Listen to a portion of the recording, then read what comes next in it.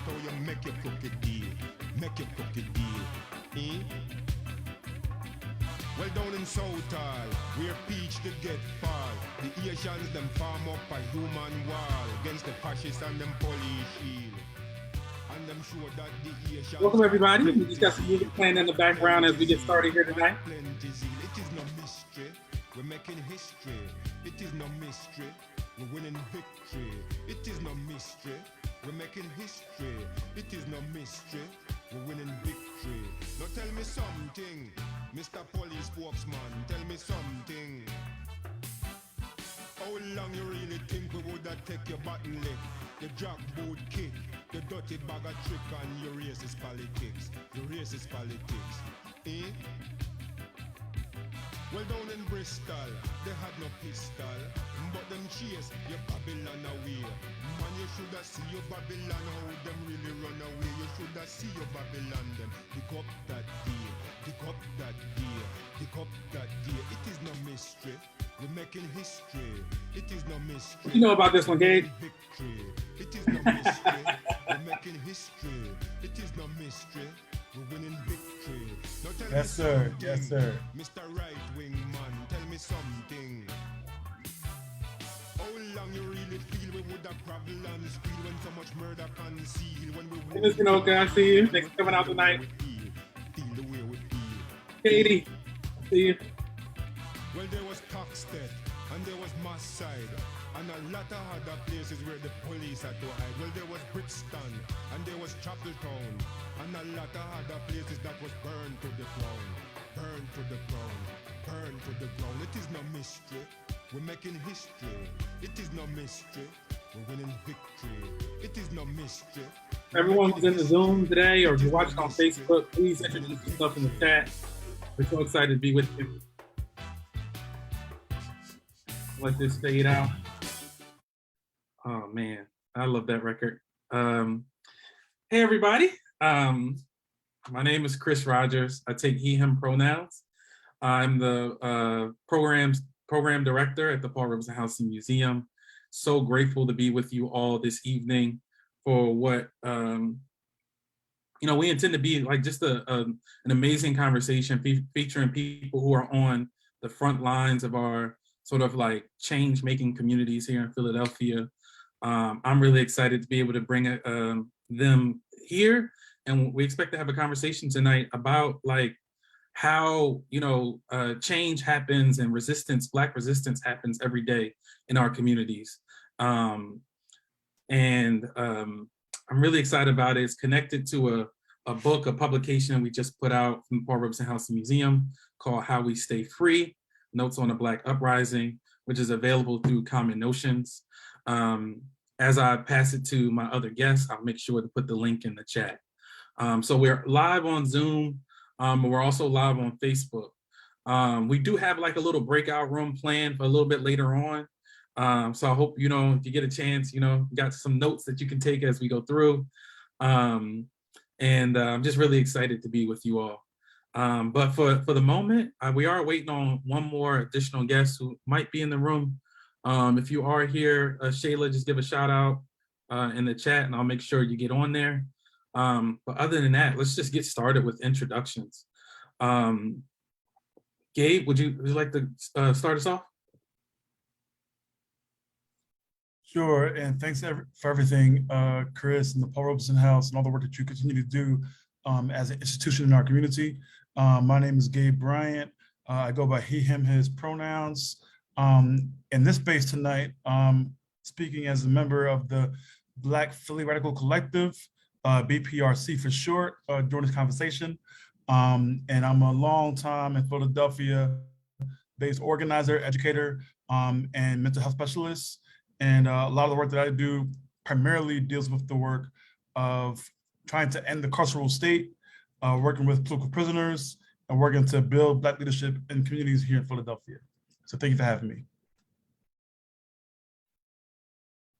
Yes, and just to acknowledge that someone did request the live transcript.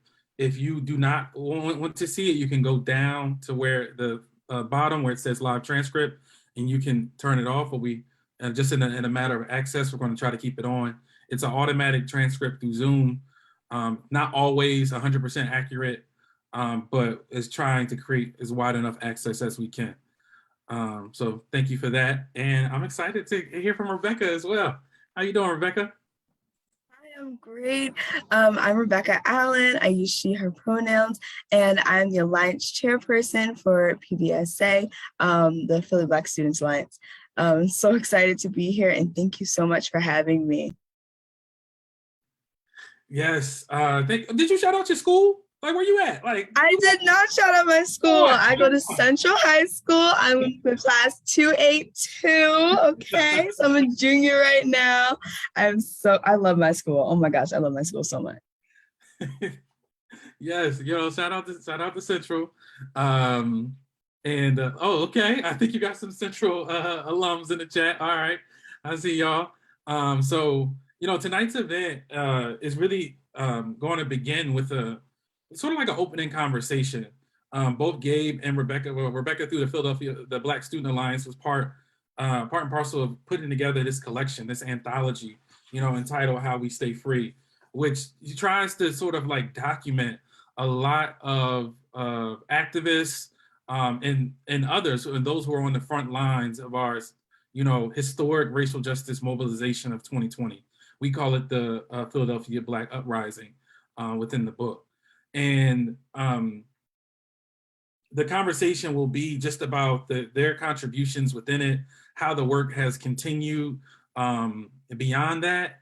And then we'll have an opportunity to sort of like digest that, pass it on to you all in the audience, where we'll have a breakout room to hear from, to think about how you all are envisioning change, envisioning what the work of freedom is for you all. And then we hope to bring everybody back for like a really rich Q&A before the event is over. And we scheduled to go to about 8:30.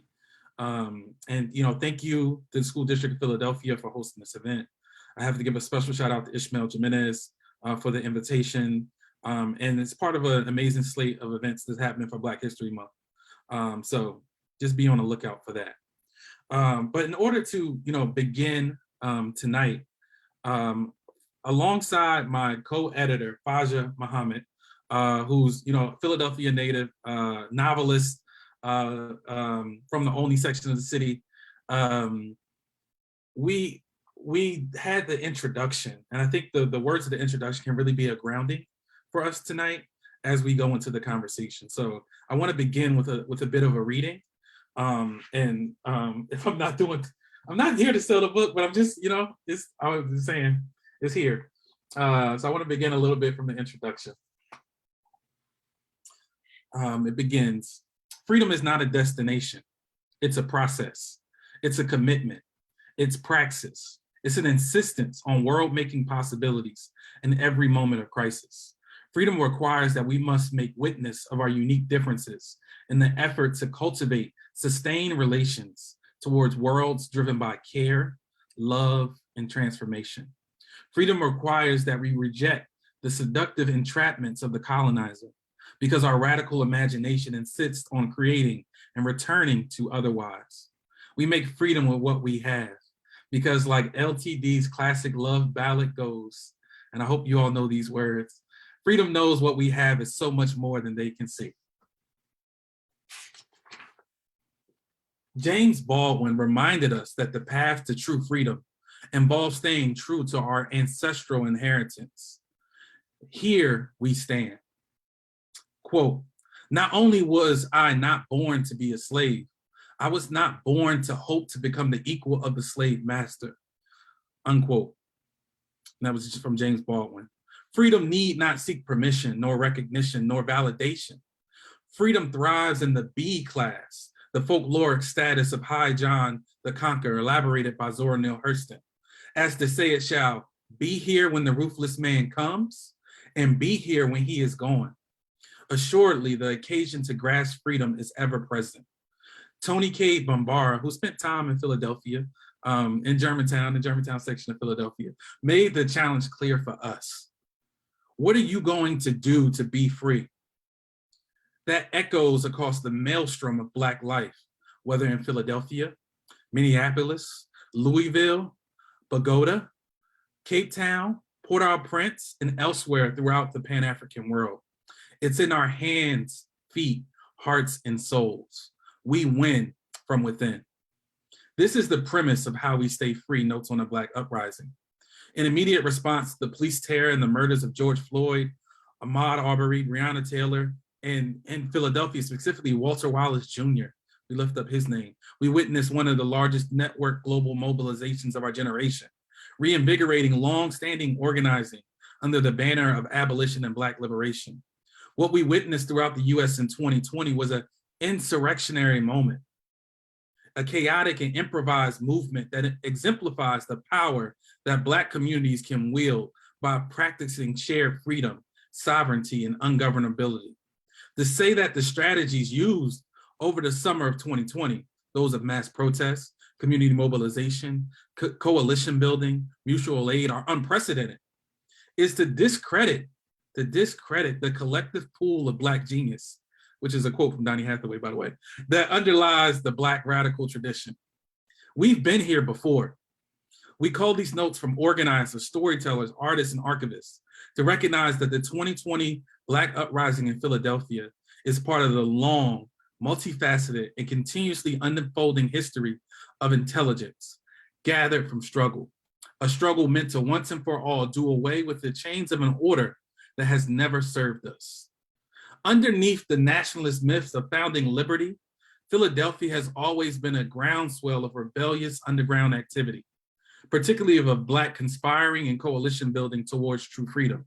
While the stories archived in these pages speak to the work in one city, they are meant to be understood as a contribution to this global tradition for the generations ahead of us, but generations even now, to study, extend, and renew the worthy work in their own communities. Man, that was just a little bit from the introduction today. I'm really excited for tonight's conversation to hear about how you all, Gabe, Rebecca, came into this work, what you all seek to gain from it, and what are the things that we must continue to lift up, right, as this work continues. And with that being said, I'm gonna go back to my little meeting script and pull up my questions, and we're gonna start with Rebecca and the Philly Black Student Alliance. Within the collection, we were able to document the birth of the Philly Black Student Alliance. Alongside, we added some of the OR's constitution to the appendix. Could you share just a little bit about that story and how you all came together and the vision that you had in establishing the Philadelphia Black Student Alliance? Yes, absolutely. So what's interesting is I was not one of the original core members when this was birthed.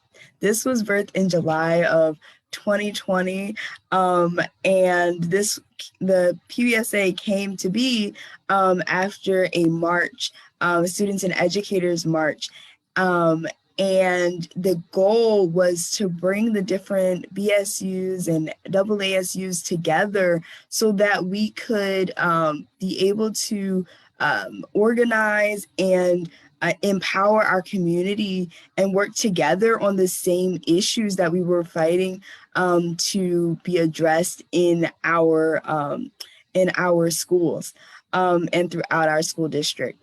And so the beginning involved students who had never met each other before, did not know who each other were, coming together and realizing that we were facing the same types of issues, and deciding to make this space where Black people, students, educators could all be safe together and talk about how to organize and uplift one another and create a space that would allow us to be able to mobilize and see change.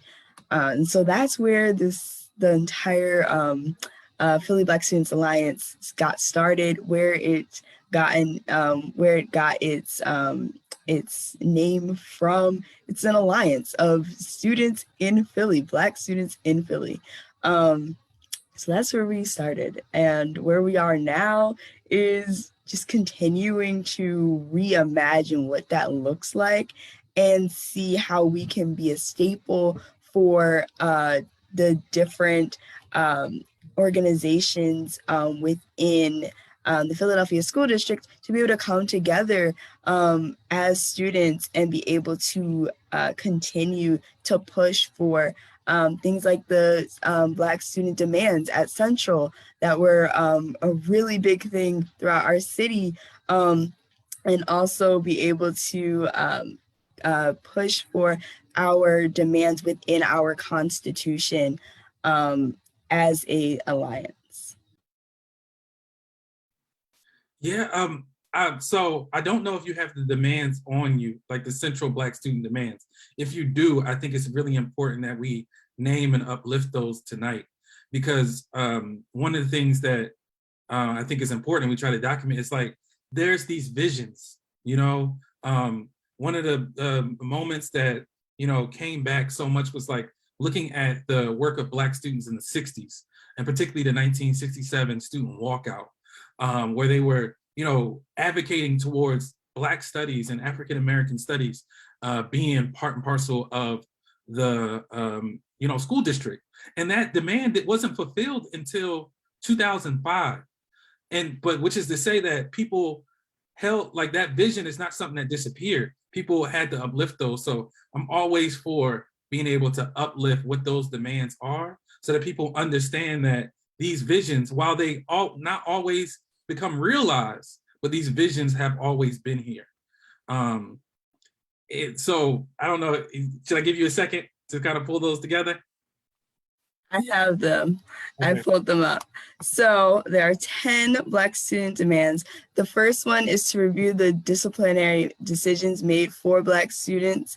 The second one is to terminate the censoring of student voices during our AASU showcase and International Day and Hallways section. The third one is to include more academic support to level out inequities in order to achieve, and in order to achieve this goal, there were suggestions, and then the fourth one is to recruit Black and Brown students for advanced classes. The fifth one is to expand the curriculum of history and English classes to include African American achievements and authors.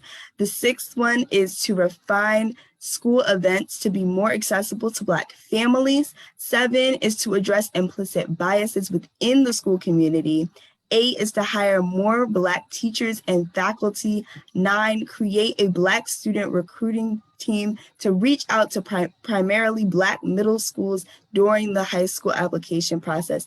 And number 10, recruit more Black orientation leaders.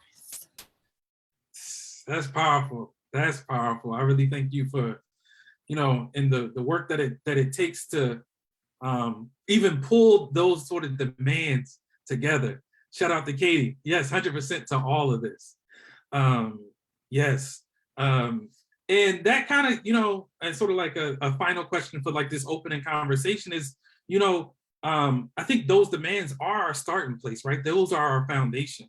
And I think for our audience tonight, who could be, you know, teachers across this district or families, community advocates, what are ways that those of us who may not identify as, you know, Black students, or may not be in your membership, what should we be doing in this moment to be responsive to those demands and to be responsive to the vision that y'all have of what you know, a thriving quality public school education looks like? I think one of the biggest things that anyone and everyone can do is, and I think the vision of the creators of those demands and the founders of PBSA and other leaders, Black student leaders within Philadelphia and across the nation, is to hear us out, be there, show up for us. When we have something that is really important to us that we feel like we're not being heard, be there, listen to us. And, you know, we more than likely will have things that we know will be able to make the make the changes that we want to see, but sometimes it's something that we can't necessarily do on our own, or we don't know how to do it on our own. So, you know, there are plenty of Black academics, plenty of Black entrepreneurs, and amazing Black people who have knowledge that we don't have and can assist us in different areas. So just showing up for us and being available to us is so helpful, and way more helpful than it may seem. Just a little bit goes a long way. It's the fact of being heard and being supported actively that will really make such a big difference. You set the tone. You set the tone for tonight. So just thank you so much, Rebecca. We'll be back pretty soon too. But now, you know, I think another huge part of this endeavor for us as the Paul Robeson House Museum was and I hope he doesn't, you know, is the intergenerationality of this work, right? You know, bringing generations of Black activists in Philadelphia and the many different visions and accomplishments that they have together. And I was so grateful to be able to work with someone who I call a mentor. Like when I moved into Philadelphia, I'm from Chester, Pennsylvania. When I moved into Philadelphia, it was Gabe Bryant who really introduced me to a lot of the people that I work with kind of every day now. So I'm always grateful for his work in the community and the way he's really a mentor and has shown up. So hope you don't mind me putting that sauce on it before I open you up today. And I'll say, Gabe, you're in the book two different ways, right? Your first is you took part in the interview with the Black Philly Radical Collective about the visionary platform of 13 demands entitled In the War on Black Philadelphia Now. Could you talk a little bit about who the Black Philly Radical Collective is, and then how y'all come together, and a little bit about this platform, if you could? Sure. And I love the way you know put that in there about this being intergenerational. I embrace that. I love that. And I love the beauty of this panel. I'm certainly thankful and grateful for everything that Rebecca shared earlier, because everything that she said evoked the ideas of why I do the work that I do, right? Everything that she said just now, particularly about the idea about how we have this student framework that to me is a living document, right? It's something that hopefully other students can carry on in years to come. So class of 2022, 23, 24, 25, 26 should still be having these conversations and thinking about the things that they produced back in 2020. You know, to kind of begin this, Chris, I must say first and foremost that today would have been the 80th birthday of Huey P. Newton, of the Black Panther Party. And although he's been gone now over 30 years, he was lost his life back in '89. You know, it's important to raise up the work of the Black Panther Party and their 10-point program, which they revealed, you know, May 15th, 1967. And when they had those 10 points about, you know, employment, about jobs, about being released from prison, and the entire program, it wasn't a program for 67 or for 68. They were still calling it out for the next 500 papers of their org's paper called What We Want Now every time. It was the position, it was the mission, it was the vision. And so when the Black Philly Radical Collective begins, the framework for our, you know, 13 demands sort of comes that same spirit, right? It wasn't a demand that we thought would start and end in 2020, nor 2021, nor during the end soon, hopefully, of this pandemic. It's hopefully a document that could be studied, that could be researched, but also more importantly, that we can all come together and unify upon, because ultimately, as you spoke earlier about radical imagination, we knew back then that that became the verbiage of the culture, right? Pop culture. And I submit to you that many folks are imagining, but they're not radical.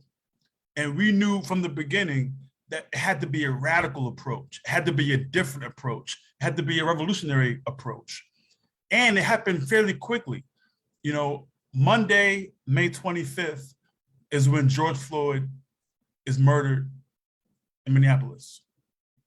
Tuesday, May 26th is when Minneapolis erupts, right? And the world sees it.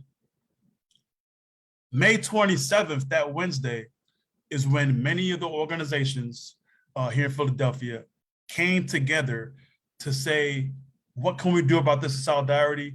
Not only about George Floyd, but about Breonna Taylor, about Ahmaud Arbery that we had just heard about as well. We soon found out about Tony McDade and several others, Elijah McClain. We meet that Wednesday evening, late into the night. We put out the flyer the next day, that Thursday, to have the action on the Art Museum steps that Saturday, May 30th. And so it's important to understand the timeline and how fast this was. And it gives us a couple of lessons. One lesson is the importance of solidarity and the importance of building strong relationships that could be called upon at a moment's notice to respond, right? And so when you talk about, Black Lives Matter Philadelphia, Malcolm X grassroots movement, Philly for Real Justice, Human Rights Coalition, Abolitionist Law Center, all these groups kind of came together quickly, right? Thanks to, at the time, Zoom, we were able to meet virtually and figure out what made sense for us. And so when Saturday happens, May 30th, on the Art Museum steps, and we saw dozens of thousands of people out there were many things that it signified. One was that obviously Philadelphia was fed up because, like I always say, Saturday, May 30th was about George Floyd and Breonna Taylor, and it wasn't about George Floyd and Breonna Taylor. It was about the localized issues of oppression, anti-Blackness, and systematic institutional racism, period. Everybody didn't show up just because George Floyd was killed. It was more of a both and, right? It was that, and it was the fact that my school was terrible. And it was the fact that I was, kicked out of my home. And it was the fact that I live in a food desert. And it was the fact that we had gentrification. And it was the fact that, and so on and so forth, right? And so we have this sort of, compounding level of issues kind of, move to a boil. And so we said to ourselves, okay, let's come up with the title, but more importantly, let's unify in this moment, not only for historical record, but to say to ourselves, it's a rallying point, right? This is not about ego, in this moment. It's not about one org or group sort of taking the lead in that space. No. This is about how can we come together, pack the streets, and provide Black leadership in the moment that required it. And that was, that kind of was the fuel, if you will, that sort of carried us through that summer. A summer that saw us participate in, street actions, that saw us, do town hall events virtually, that saw us meet with elected officials, that saw us meet with many other organizers, not only in Philadelphia, but across the country. That saw us literally have a meeting on Monday evenings, literally for the next year and a half straight. When I think about the work of the BPRC, and by the way, people can look at our 13 demands at www.blackphillyradicalcollective.com just to kind of get more of an in-depth sort of breakdown of this. A lot of the information was also part of the national narrative, right? Everything about defunding the police, right? How do we free political prisoners? How do we work to make sure that our folks are safe in our own communities, right? All these issues provided the framework for what was yet to come. And again, we knew that it wouldn't be overnight, but we also knew that we will only get it if we fought for it. And that was really a big part of the work, and which is why even the title of the book, How We Stay Free, is so critical. Because for me, the biggest part of that word, I'm looking at the book right now, it's right in front of me, the key word of that title is stay. See, we don't talk enough about the maintenance and sustainability. We could have a whole convo about getting there, right? But how do you remain? How do you sustain it? How do you keep momentum? How do you keep people motivated and inspired and relishing the moment and making it a movement, not a moment? And how do you get more folks involved? And how do you bring in all communities together? You know, however you identify as a Black person, right? Whether your identities, your sexual orientation, your lived experience, your gender, right? Your income, your class. How do we bring folks together on these issues? And that's the whole stay piece for me. And so as I close, I'll just say this, man, the lessons learned from that moment, from that experience, and just from that time period, as we continue to move, really were twofold. One is the power of patience and humility, because I think that in many ways during those calls and being out in the streets, people had to assume different roles, whether it was holding a sign, whether it was providing mutual aid, whether it was providing security, whether it was just playing the role of being in the number, as they say in church, right? And the other piece, which was so critical, was be open to learning new things, right? And I say that because in many ways, you know, that was different from the Ferguson moment of 2014. It was different because it was larger. We had access to more technology from 2014. We had access to more organizations from 2014. And we had a whole website up. Everything was kind of popping in a different way, right? And so I think being open to new strategies was a really big part of the work that's carried us even up to this point here in 2022. Wow. Extremely powerful stuff right there. And one of the resonances that I'm seeing between both the Black Student Alliance and the Black Radical Collective, and I think sometimes this gets lost in how change is portrayed, right? Is we have both of you have mentioned like the power of like the spectacular action, right? Whether it's the Black Student Alliance and it's the students and the teachers marching down Broad Street, whether it's, you know, thousands of people who are at the art museum steps, right? And sometimes I think, but at the same time, there's like these meetings, right? Every Monday, meeting and figuring out how we're going to write these demands, thinking about the language of the work, thinking about safety plans, thinking about that sort of like collective underground work. Like sometimes that iceberg graphic that I think comes up a lot, you kind of just see this, but there's also all this work that's happening down here. And I also hope that, you know, one of the benefits of this collection is that folks, you know, begin to see that too, right? And recognize their responsibility to that work too. And some parts of, you know, staying free is that, you know, somebody got to put up these chairs and somebody got to put them back. You know what I mean? Somebody got to bring food and somebody got to wash the dishes, you know? And so all that work is part of how we create the space for change in our communities. And I think like in both you all stories, you shared a bit about that. I don't know if Rebecca, if you wanted an opportunity to respond to Gabe now, is anything that hits you, because I also got a little surprise because Gabe's in the book another way, but I'll let you go first. Yes, thank you. I found it so interesting when you're talking about how, you know, one of the big takeaways was humility, and there was another word. I can't remember what the other word was. Patience. Yes, patience. And how, you know, like as young people and as high schoolers, you know, we're constantly like moving. Like we're like looking for the next thing. And especially even like being in rigorous programs, we're looking for the like how to keep moving. But, you know, having to sit back and take that time during the beginning of the pandemic and the quarantine, and then seeing like the uprising, it really taught us that we needed to grow up in that sense and be more patient and have humility and realize that it's like it's about more than just what people see on the papers. That really stuck with me, that idea of like just needing to have this humility and this patience. And it's something that like once you get into this work, you're just gonna have to learn it, because it is not a pretty job. It is not fun and games. It is very emotionally draining and taxing, and it takes so much work and so much effort and so much collaboration. You have to be not only patient with yourself but patient with other people, and you have to learn how to come together and not worry about who's going to be on the top. There's no on the top unless we're all on the top, and so that really stuck with me. Oh, I'm glad you said that. I mean, just real quick, if I could, Chris, you know, what you said, Rebecca, you know, I have an elder of mine. He's one of my mentors, as Chris mentioned, you know, mentorship earlier, who's a long time organizer since the 50s and 60s, right? He's an elder, been around some serious folks.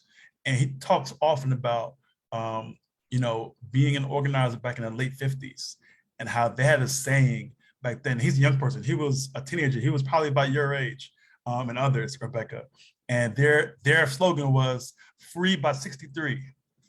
So if you can imagine, it's 1959, and they said "Free by '63." So their radical imagination was all Black folks are going to be free throughout the entire world by 1963.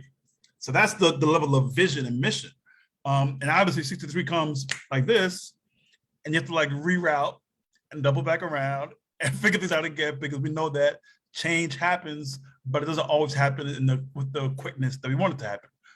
But change is always happening though, right? The good thing about it is that the change is the journey of it, right? So like, as we bring in new folks and we salute Shayla, who's now in the space, you know, these are the leadership. So for me, like the win is, and the victory is that to have a convo this evening with the Rebecca and the Shayla Street shows us that 2020 was a victory, if that makes sense. Yes, and shout out to Shayla for being able to be with us tonight.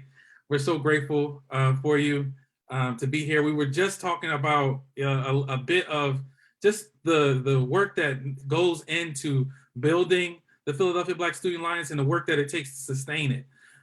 So really grateful for you to be here, and you can kind of give us a little, Rebecca gave us a story about how it came to be. We know you were also there for the founding. And for the people in the audience, Shayla was one of the lead people in helping to shape the contribution to the How We Stay Free collection for the Philly Black Student Alliance. So please introduce yourself to the folks, and just how you doing tonight? It's so good to be here. Like, I feel like I'm at home, even though I'm not at home. But yeah, it's so good. I'm a Central High School graduate, class 280. So last year, I graduated in 2021, and now I go to West Point. So I'm up there. I'm up here right now in New York. It's probably very surprising to people. It was very surprising to me. Like, when I first got in, I actually said no, and then I had to think about it, and I'm like, at the end of the day, like, our ancestors built up this country, and I feel like we need to be taking advantage of everything that has to offer. And I just come here and I see there's so much opportunity. There's opportunity for scholarship. It's a full tuition. There's so many things the school offers, and so many of us, like, we don't feel welcome. We don't feel patriotic because we have this idea of like what we see patriotism as, and it's like blind patriotism. It's loving your country, but we are the real patriots because we are the ones who are questioning what this country is doing, because we're saying we love our country so much that we want it to be the best. We don't want to act like it's something that it isn't. So that's what I've kind of understood patriotism to be. And like, I've never really thought about it until I got here, like what it means. But I know James Baldwin has a lot of great writing about it. So it's just like you guys said, I think patience is definitely key, and just building off of what other people have already done. And it's so great to be here with Rebecca too, because like you said, sustaining is like the hardest part, because it's like you do all this work and then you have to move on. I mean, like, I'm still doing the work in some way, but I'm not in Philly. So it's so great to see Rebecca. And I think patience, it also reminds me of, like, I know right now the school board, they're voting on a lot of things, and some things that we've testified for like 500 million times. Now some of those things are starting to be voted on. And now we have people like Rebecca who are able to testify, and we have, like, you just build community. So I think patience definitely is key. And it's key to also recruiting people to join the movement. Because like Rebecca said, one of us is not free, then all of us are not free. So it's kind of like explaining that to people and understanding that some people don't, some people are not always on the same page as us. And like through voter registration work, which also happened during these marches, because not everyone even believes in voting. It's kind of like having patience and just like understanding where everyone is coming from, because we're more successful even if we're together, even if we don't all have the same exact beliefs.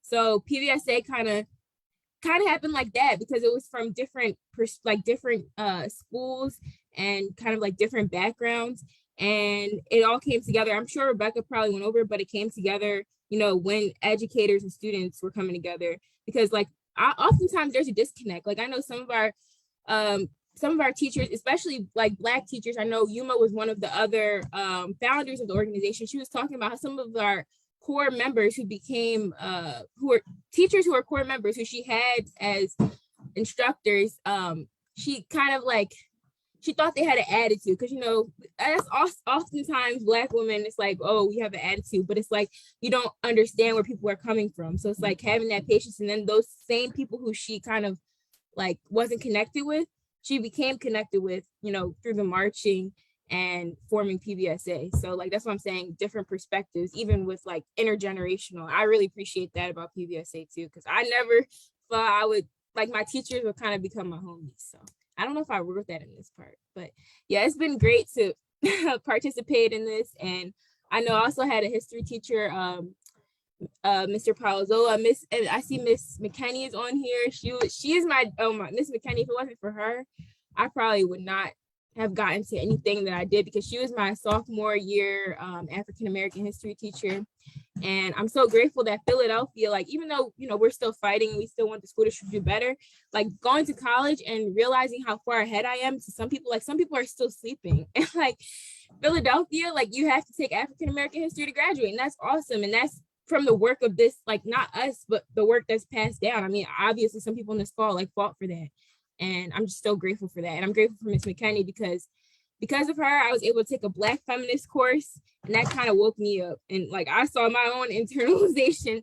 And so yeah, I just want to give back and say thank you to Miss McKinney, and thank you to Rebecca for continuing. I don't want to ramble on, but I'm pretty sure Rebecca probably like explained how PVSA came together, but it was kind of just like connecting people, because we were all fighting for the same thing. We all were like, oh, president of our BSA, and it's like, well, we're definitely stronger together. And that's just like the whole thing about PVSA. So yeah. Thank you for setting it off like that. And particularly as you started, like, this is what my patriotism is, because I'm at the Paul Robeson House Museum as well. I have to bring up Paul Robeson to this, right? So Paul Robeson, he's at the House on-American Activities Committee, years like 1956.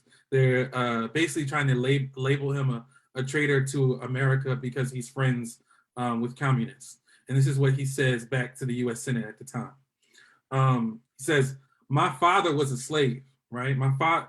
His father did self-emancipate. My father was a slave, and my people died to build this country. And I'm going to stay right here and have a part of it, just like you. And no fascist-minded people like you will drive me from it. Is that clear? Oh, man.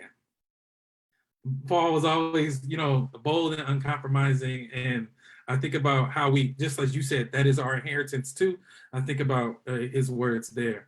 So as we kind of move forward, I'm ready, because as we talked about sustaining ourselves, it's also about finding spaces that help us heal, that help us get out things, right?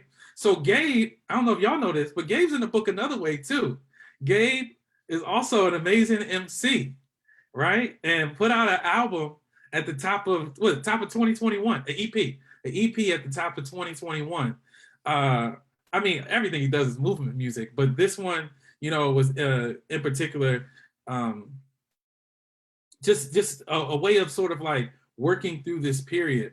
And we were able to take one of the records, going home and transcribe it for the book. But luckily, since we're online, you don't gotta read it to you. We can listen to it. So it's only about 2 minutes. I'm gonna let this play for a minute, you know what I'm saying? And I want y'all to hear this record, Going Home, which is documented in the collection, How We Stay Free. Oh, Gabe, you wanna say anything about it before I start it? I just want to say shout out to the producer on the track, Oluwafemi, who's a well-known Philadelphia based DJ and producer by way of Nigeria. And the song and the project came about actually because I wanted to do a project around COVID and the pandemic. When everything happened in March and April with, everything shutting down, I started writing as an outlet. And then again, May 25th happens. I remember texting family like, yo, bro, everything changed. So the whole project changed over. So there you go. Yeah, so the name of the track is Going Home.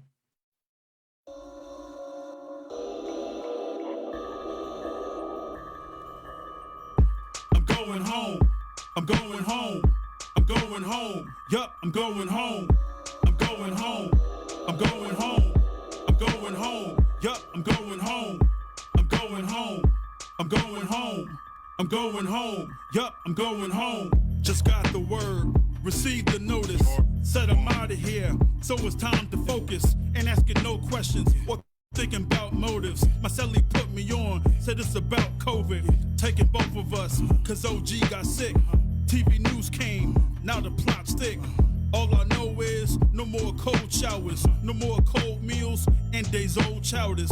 I could taste freedom, I could feel power. About to be the slowest 48 hours. Done living life in the 6x8. Gonna run to my children, I can't wait. Devil parole board used to fail, son. In the yard, found out it was a bail fund. I'm done as the abuser, done as the booster. CEO's my past, CEO's my future. So much time, cause I'm working from home.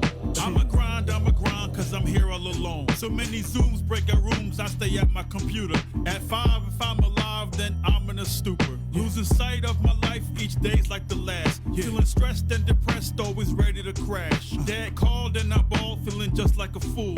Calmed me down, came around, started dropping some jewels. Said, look, brought some books, man, these are our stories. We approached Mosley and Coates, these are our glories. Read them before, but for sure, now it is different. On Audible was affordable, and now I am listening. Tap the source on this poor spirit deployed. And Tazaki Giovanni be bringing me joy. Zora Neale is Lauryn Hill singing in the background. And I'm all in this ball with, guess I'm back now. I'm going home. I'm going home. I'm going home. Yup, I'm going home. I'm going home. I'm going home. I'm going home. Yup, I'm going home. I'm going home. I'm going home. I'm going home. Yup, I'm going home. I'm going home. Thank you, Chris. Yeah, I mean, and again, with that song, it was, sort of two parts. And the first verse is basically about, I did a lot of work with the founding of the Philadelphia Community Bail Fund, which works to free folks who have been imprisoned, but quite haven't been convicted yet. A lot of the folks who we try to bail out, actually, there's a lot of folks who are right now in jail right now, who are in jail, but they're not guilty, right? And all the data tells us across the country that if somebody's actually free, their potential for actually dealing with their case is better. And it's just, again, we're trying to combat the system of mass incarceration, right? And so that was like the first verse, right? And second verse is dealing with somebody who obviously is going through the doldrums and the stress and the depression of being home from COVID, right? And just challenges and how that person worked through, that by actually going home through books and our home as far as through literature. And so the going home is like actually, literally going home from prison in the first verse, and then figuratively going home in the second verse, back to our culture, back to our norms, back to our mores, back to our traditions. Yeah, I mean, I love the record, Gabe. I feel like I've definitely told you that before. And I also love that what I think in the record, but also what the entire project sort of stands for is like, when we want to be free, right? It's about being whole too, right? It's about being, it's about having a relationship with a healing practice as well. And I want to open that up too, because I feel like that's also, part of our resistance. That's also part of our change, is how we take care of ourselves within this and how we take care of each other. So it might not be, making records, but Shayla and Rebecca, like what's that sort of like healing practice that you all engage in? What's the thing even if you're not doing it now, what do you aspire to? What are those strategies for you that keep you, that sustain you? So I recently started doing self-affirmations in the morning. So I like set aside 10 minutes and it's just silence and I just listen. It's like YouTube videos. Actually, a lot of Black women have videos, and it's also like kind of a way of supporting Black businesses because, you know, if you're listening to the videos, they're getting more YouTube money through that way. Anyway, I listened to self-affirmations, and then I started, like, my first semester here was pretty rough because I was like not finding enough time for me just to be by myself with my own thoughts before other people, you know, they're throwing what they have to say or what they think about what I'm saying and stuff. So I think a good thing is to always have me time. So for me, I get up like an hour earlier than I have to. So in order just to have like time by myself where I like exercise, and that's really what keeps me like grounded. And then also just having boundaries too, which I think Zoom, we all like just kind of just set aside work and relaxation. So I kind of like, I go to sleep a lot more earlier than I did in high school. Like I go to sleep now, my bedtime is like 10 o'clock. Like I don't play. So I think just setting boundaries and like doing something that's consistent. So the self-affirmation is something that I do every day. That is so amazing, Shayla. I'm aspiring to be there. I'm working on it. But what I did start doing is I created a set of daily reflections for myself. And so I have it on a spreadsheet. I took my time and I decided to like choose to write down each day things that would make me be more aware of my surroundings and more aware of the things that were happening in my life. Because what I found was that I was completely forgetting like everything. I was constantly losing track of time. I had no idea what was happening. And so I created this spreadsheet where it has things like what was my outfit for the day? What day was today? How did I feel today? I rate my day. I choose a quote, something that stuck out to me that someone said. What's something that I pay attention to my senses, and like what's something that I smelled today that made me feel so good, or like what's something that I saw and I was like, oh my gosh. And like, so my walks home even are the things that like make me remember like, you know, it may be a busy life, but it's a life and I'm living my life. And trying to really make sure that I can enjoy what I'm doing, because I found that I would be doing so many things and have so many opportunities, and I would be so overwhelmed with my busy schedule that I was completely missing the point of why I do what I do. And I was losing my passions, and I have so many passions that I'm like, how is this happening? And taking the time to choose my priorities and make space for the things that really do bring me joy. One of the things for me personally is musical theater. I absolutely love singing and dancing and being on a stage and looking crazy. It makes me feel amazing. And, due to the pandemic and then also like scheduling situations, I wasn't able to do musical theater for a few years, and it was draining as all get out, because that is my outlet. When I'm doing musical theater, nobody talk to me, nobody look at me. Like that is, I don't care what's around me. Like that is my safe space. And so now I've been able to do that again. And my musical theater community is amazing. We are just showing up at rehearsals, and it's just making me feel amazing. I don't care how long I have to stay, because I get to do what makes me feel so happy and so amazing, and take the time to enjoy what I'm doing. So for me, it's about the creativity and the reflections. That is how I heal myself. Yes, and thank you, Toya. Well, Toya's giving y'all a shout out in the chat. I'm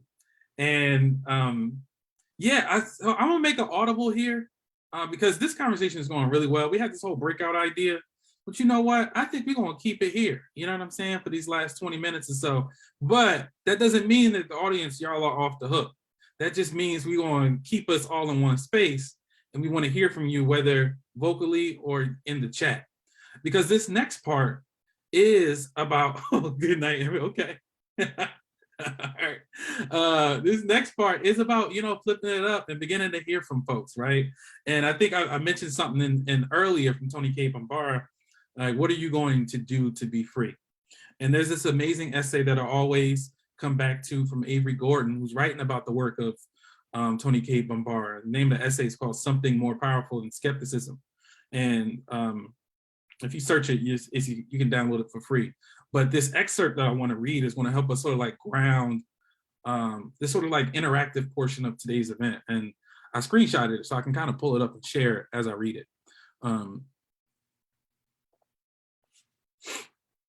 What are you going to do to be free? Yes, you. And she's referencing The Salt Eaters, which is one of Tony K. Bombara's novels.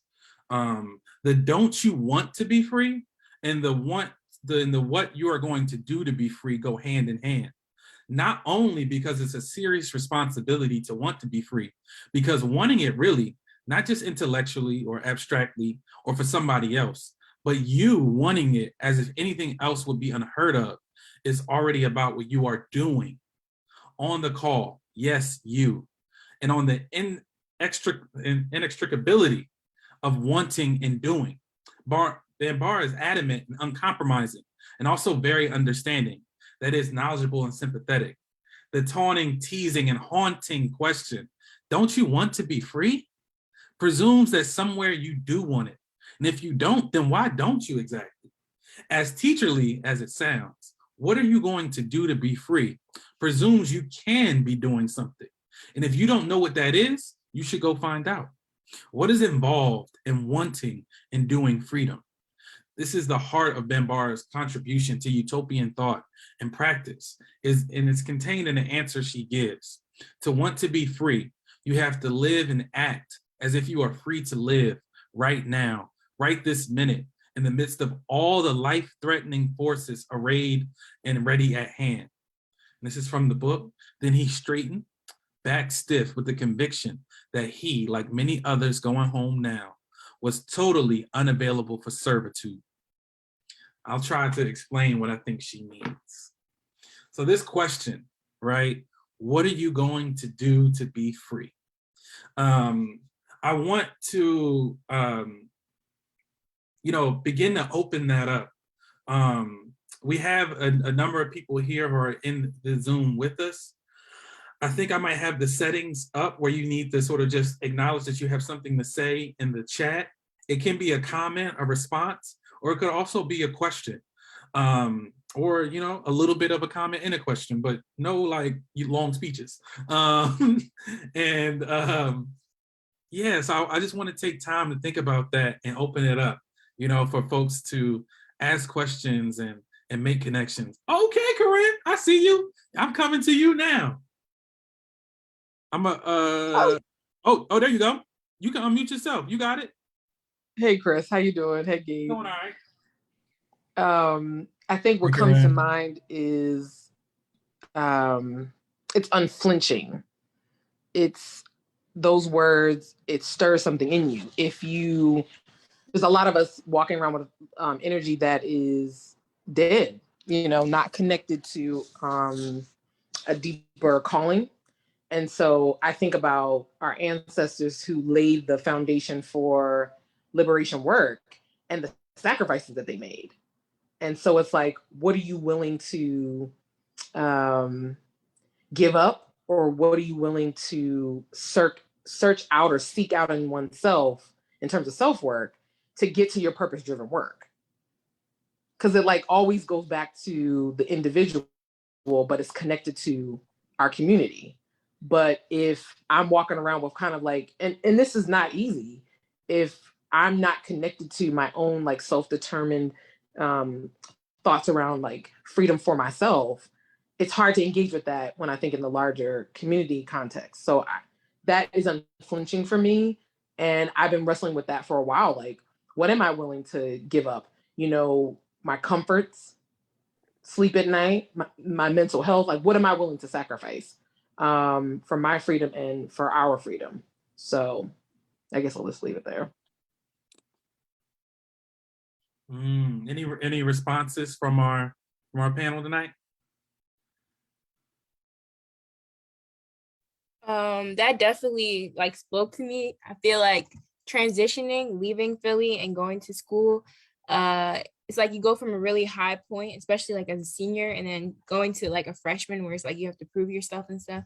And like I felt that same thing. If like your head is down, if you're like, if you don't believe in yourself and you're not, and it's like you have goals, but your actions are not aligning with what you want to do, then you're not just letting down yourself, but you're letting down your community. And like you said, everyone else who sacrificed for you to have the opportunities that you have to make change. So it's like make every day count kind of thing.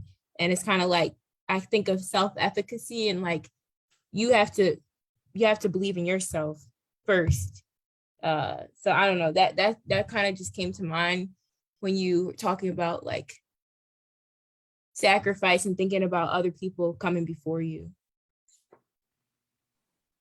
I think what stuck out to me is kind of, oh, sorry. No, you got it. Go ahead. Okay. I think what stuck out to me was kind of along those lines of like the sacrifice pieces. Like, what are you willing to sacrifice? And how are you honoring what our ancestors have sacrificed? And I think for me, it's kind of like, it's really easy to get caught up in all the things that you're like, I'm going to do this, I'm going to do that, I'm going to go, but you're not taking care of yourself. And so for me, like the thing that I've noticed is like, I noticed that I haven't been taking care of my relationships with other people in my life. And so they've been suffering and I'm like, I am so sorry. And I'm like working on like, reconciling and strengthening those relationships, because it's you can't give as much of yourself as you want to give if you have nothing left to give. And so that piece about really understanding what is it worth, like what can you sacrifice to make sure that you are honoring the sacrifices of our ancestors. Yeah, that's so beautiful, and I think totally how you say, like underrepresented in our work is that internal reflection and strategies for internal reflection, you know, and finding and creating time for us to be able to do and check in with one another and check in with ourselves and how we create the space for that. I think that's, you know, when I think about some of the writers that I really come to love, it's they have this internal conversation that they can keep and say like, hey, what's been happening in my life? And what are ways that I can acknowledge my own habits, my own practices, what's healthy for me, and also what are things that I need to, you know, think about. And I feel like, man, I wish there was a class on that. Like I'm gonna take Miss McKinney's Black Feminist class, and then I want to take a class on like, you know, self-care. You know what I mean? Well, Miss McKinney's class on Black Feminism sounds like a self-care class too. But also want to give a shout out to Corinne who offered that. Corinne's also in the book as an amazing photographer. So it has about a set of 4, well, I think 5 images that are featured in the collection. Feature one of my favorite people, and you see her with her daughter over here, Saudia Durant. Is an amazing organizer with the Philadelphia Student Union, now currently works with Gender Justice Philly. Shout out to you, Saudia.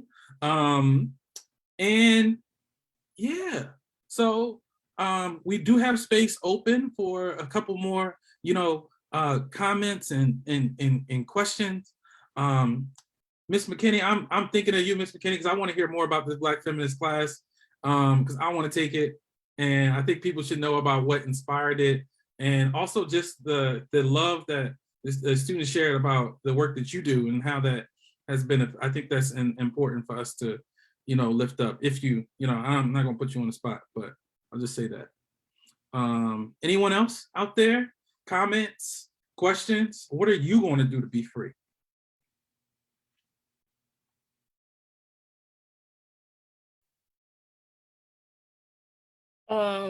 I think what you said about the internal conversation is really important. It's like important to ask yourself, do you feel connected to yourself and to what you see as your purpose, and to other people, because like that's a part of functioning effectively.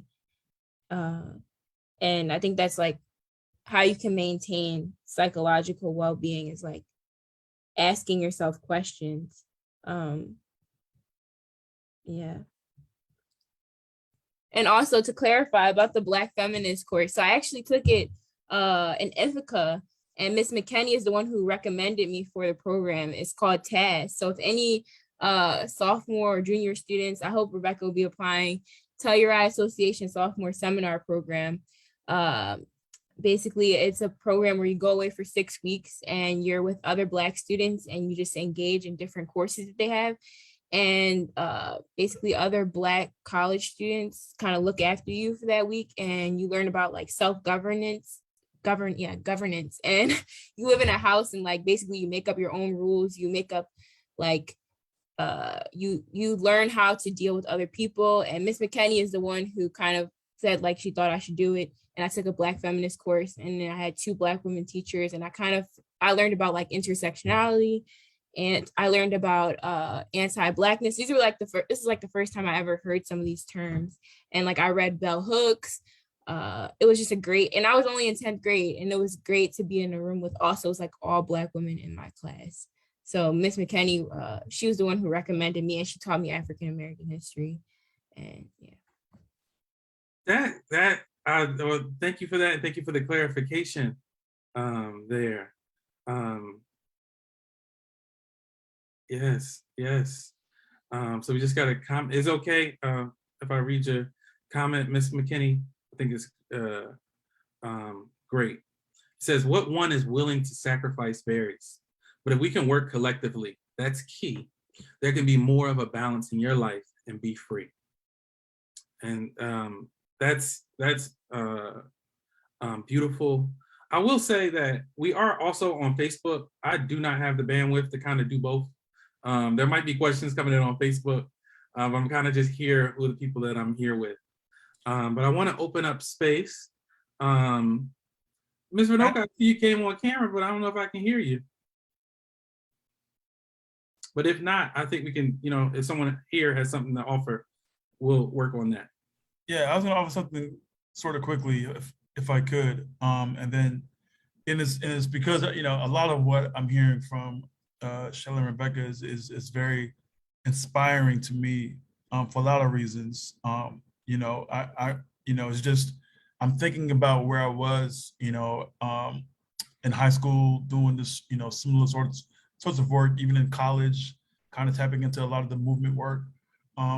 And it's reminding me at this age now of all the elders of mine and mentors who are, I think about here in Philadelphia, Mama Maisha and, Queen Mother Flocka Fatah, and so many others. And that in some ways, like I'm sort of becoming, and even throughout the whole BPRC process, like I've been quote unquote the old head, the OG in the room to a lot of my peers who are kind of getting their, cutting their teeth and organizing. And so what I'm embracing is that level of the importance of counsel, right? And like being able to be up at 9 p.m., 10 p.m. if somebody needs to, talk shop for about 10 minutes about a program or about a project. Because they may have the energy and the will and the desire and the just the vibrance to just keep going. And although I'm there with them, I know that I'm there also sort of in multiple ways. I can meet you on the street, but I can also be there for a conversation. And so I think I'm sort of embracing, and that's how I'm sort of getting free every day, is like embracing that sort of eldership, as it were, even though I'm nowhere near, I'm sure for some of my folks who are elders already, I'm still their young boy. It's just a pleasure to kind of know that the baton really hasn't been passed, it's been taken, which is how it should be, right? Rebecca and Shayla and her group and generation, they've taken the baton just like generations before us took the baton and really didn't wait, for somebody to kind of give it to them. Like they just took it because they knew, understood the conditions that surround them and their environment. So that's what I'm embracing right now, to get free, and also kind of thinking with each year, what more can I do this year that I didn't do last year? How much further can I push it to the point about sacrifice? And I think, what I loved about Corinne's point earlier, 20 years ago, if somebody would have said, Brother Gabe, at the rallies and marches, we're going to have healing circles and masseuses and massage tables, I would have said, what are you talking about? Because 15, 20 years ago, that was not part of the movement lexicon, right? It wasn't. And so two of the biggest contributions I always say I'm thankful for the past decade, one was centering women and LGBTQ plus folks in the movement in a way that's authentic and sincere. That's one. But two, as we've already spoken to, speaking to an idea about mental health, healing, and closure. I mean, there are still folks that haven't healed from Walter Wallace Jr., right? Like I know people on that block, First and Locust, I know they haven't healed from Walter Wallace Jr. Like I know people who saw things on I-76 who haven't healed from those, being sprayed with tear gas. I know folks who haven't, healed properly, from what they saw on 52nd Street, right? And we're, almost 2 years later. So I think that we have to also understand what it means to kind of go through that journey of healing and closure. And that it's not overnight, it's not, even annually. And I know friends of mine who are still dealing with Amadou Diallo and all the names, right? Sean Bell and Rodney King even still haven't healed. And so we just have to understand that this thing is a part of our work, and particularly for young people to embrace, is the idea that you don't have to get it all in one moment, but you'll continue to get it with each year, with each month. Yeah, and I think that lineage that you point to, like, moments that we haven't healed, there's still so much to be done. We have to acknowledge MOVE as an organization, the extreme violent state violence that was levied against that organization, against that family, against the people, like the legacy of Rizzo in the city, right? Is still strong, and I think Christina Sharp, one of the people I look to as an academic writer, has this book called In the Wake, right? Of recognizing that the sort of like, we look at the structure, the burden of the structures that are around us that still are, about our impoverishment, about our exploitation. But even still within that, right? It is our duty, our obligation to create beauty every day, wherever we walk, And I think about the work and everything that we talked about today is about that, right? Creating resistance is about creating beauty. And I think as we, if somebody got like a final statement out there, let me know. But I'm gonna start to bring it to a close. Ish, you back? Let me know if you want to hop in this. But as we start to make our way to a close, I would love to hear from you all in terms of you trying to get in here, Ish? I'm gonna add you. I'm bringing you. Here we go.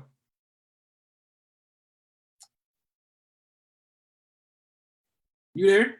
Yes, I am. I just want to say that I really appreciate this conversation, and these conversations need to happen more often, right? Because there's a whole process and a whole type of intellectual building and emotional building that has been done. I think about what Gabe was just saying. I met Gabe as an undergrad at Temple University in 2000. What was it? 4 or 5?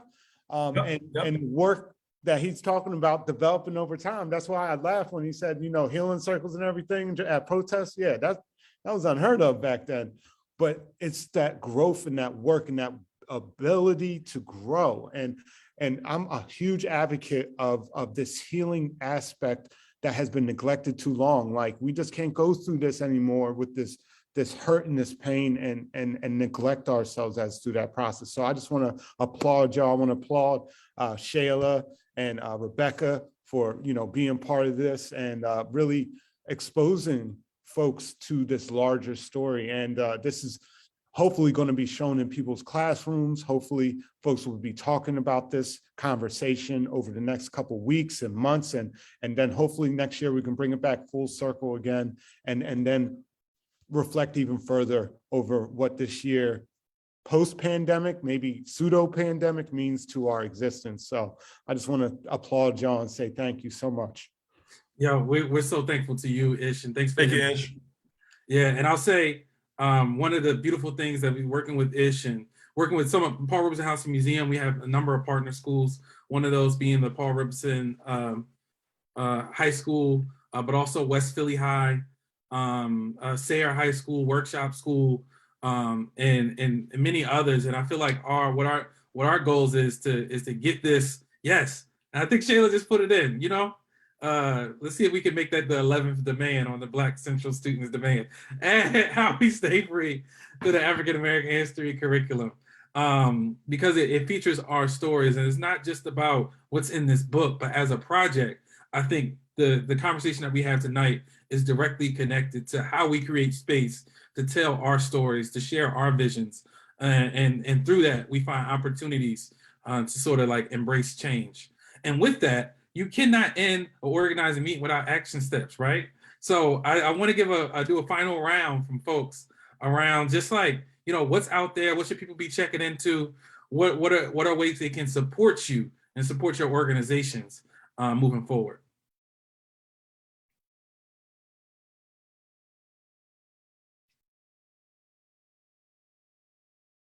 Well, I know that PBSA is going to be having some Black History Month events, but I'm no longer the chair. I know Rebecca is, so I want her to shout those out, but yeah. Yes, thanks, Shayla. So you can follow us at Philly BSA on Instagram.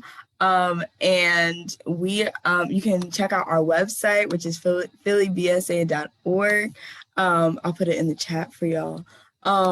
And we are definitely going to be starting our events. We have an IG Live event coming up on the 28th, the last day of Black History Month. And then we're going to have some more events coming up in March so that we can keep the celebration going. Because as we say all the time, Black History Month is not just 1 month, it is all year long. We need to learn about and embrace our history and create spaces for us to be able to grow and thrive. So that is where you can find us. We're going to have our community check-in, which is like a reprise of our intergenerational mental health discussion that we had last year. And then we're also going to be having a Black student hangout so that everyone can just, hang out and just enjoy themselves and be in the company of other Black students. So feel free to check us out. Thank you. I'll just say briefly before Ish goes that, in many ways, I just want to kind of steer in a different direction. And I'll just say in the spirit of Black History Month, continues to support Black institutions. Shout out to Hakeem's Books, right? Who I know is carrying How We Stay Free, right? Continue to support all the bookstores in Philadelphia, from Uncle Bobby's to, Harriet's Bookshop. Continue to support all the institutions like my friend Nina Ball, who is now the new Director of Programs at the African American Museum of Philadelphia. They have a full slate still this month of activity and programs and events going through March, actually. So look out for AMP and their work. And then also, a lot of work being done right now because we're still in the pandemic. We just recently had a victory around housing and tenants' rights. And so be on the lookout for more issues and questions and conversations around, again, with the increase of gentrification and the lack of folks being able to sustain themselves in their housing due to the pandemic and other issues. Housing is a human right. And so look forward to seeing more action around that as well. Yeah, Ish, I'm gonna hop in here and then I'm gonna bring you in though, and you could definitely, come in after me. Yes, and we have this book at many of the local bookstores, Harriet's Bookshop, Making Worlds, Bookstore and Social Center. But you mentioned Hakeem Books. I want to give a special shout out to Hakeem's Books. I was there earlier this week, and I want people to go to Hakeem's Bookstore because earlier, was it a Monday evening after the store closed, there was an electrical fire that happened, and it sort of messed up. They had just redid the awning. The fire folks had to break the windows, be able to put out the fire. Miss Yvonne and Krista, everything safe, and Glenda and Miss Cheryl, everything safe. But at the same time, they could certainly check in on them. You might see like a little wood on the door, but they open. They're gonna be open tomorrow. So, definitely go check in Hakeem's bookstore. They might have like 6-7 copies left. We're gonna re-up with them too. And they're not doing any crowdfunding yet. They figuring out the things, but any support right now and checking in just to make sure folks know that you might see some wood on the doors, but they're open. So like, let folks know that it's still here. And I just got breaking news, y'all. How We Stay Free is going to be on the cover of the Life section of the Philadelphia Inquirer tomorrow. Word. So be on the lookout for that article, which will be dropping tomorrow. It might feature some quotables from Shayla Street, maybe. I don't know. We'll talk about it. And I'm going to bring you in, Ish, to close us out and talk about the other events that's happening tomorrow. Can I just interrupt for a second? Hi, I got on late. On the call. I got on late. and I just want to say thank you, Chris, and everybody for all your support. We are open. The boards are up. Hopefully we'll get some information from the insurance company and we can get started on getting that glass repaired and everything. But as you said, we just got new awnings, new fronts, new lights, everything. And it wasn't an electrical fire. We're still trying to figure out what it was, because I can't get in touch with the fire department, but I have somebody working on that. But the fire also involved Mr. Hooks, and it seems like the fire started over there. So we're hanging in there, and I'm just grateful. We'll be glad to sell your books. I'll get more books in as soon as they're gone. And hi, Ishmael. Thank you for everything you've been doing for us too. This old lady is weary. Yes, and just so everybody knows how legendary this is Miss Yvonne Blake of Hakeem's bookstore, the daughter of Dawood Hakeem, which Hakeem's bookstore, the oldest Black bookstore on the East Coast, only second to Marcus Books out in Oakland, opened in 1959. A legacy Black business, still here, still doing work. And I'm always grateful to be in community with you, Miss Yvonne. Thanks, everybody.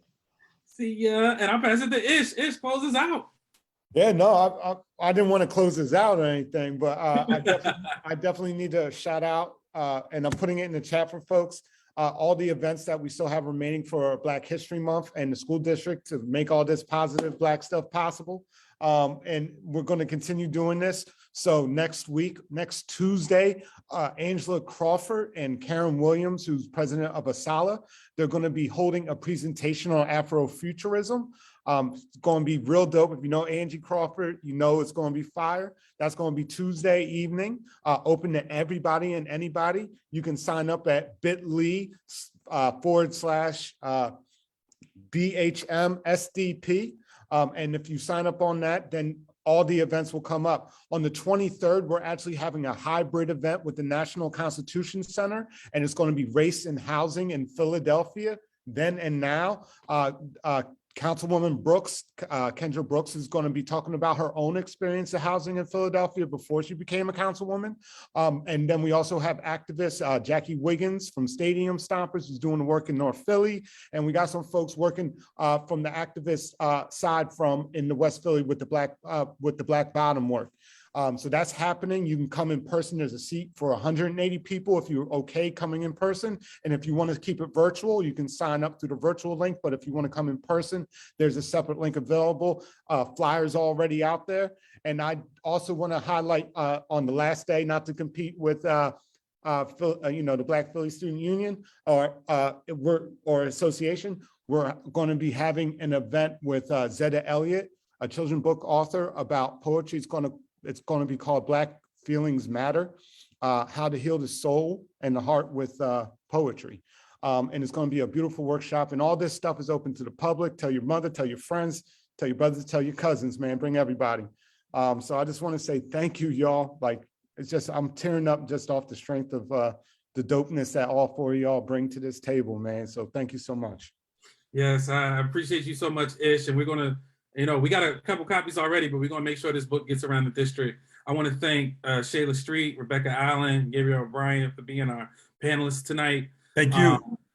Yes, thank you. Thank you all. I look forward to more collaborations.